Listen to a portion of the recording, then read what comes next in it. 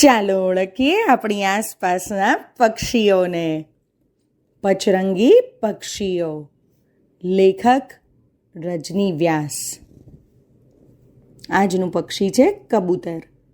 કબૂતર રાખોડી રંગનું પક્ષી છે, પણ તેના ગળા પર લાલ, લીલા અને જાંબલી રંગો ઝબકારા મારે છે. કબૂતર શાંતિનું પ્રતીક ગણાય છે. દુનિયાભરમાં શાંતિના પ્રતીક તરીકે તેના ચિત્રનો ઉપયોગ થાય છે. કબૂતર ભારત આખામાં 12 માસ દેખાનારું પક્ષી છે. તે માણસોની વસ્તીમાં રહેનારું પક્ષી છે.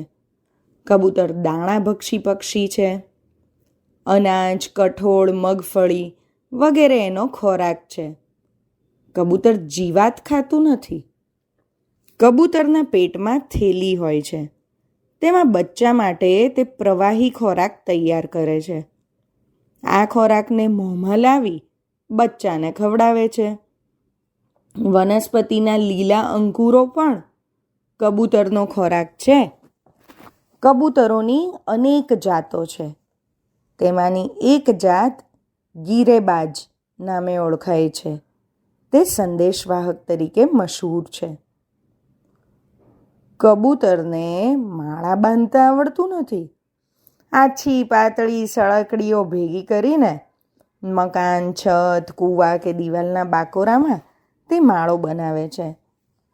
માદા કબૂતર 2 ઈંડા મૂકે છે, જે છેડેથી લંબગોળ અને સફેદ રંગના હોય છે.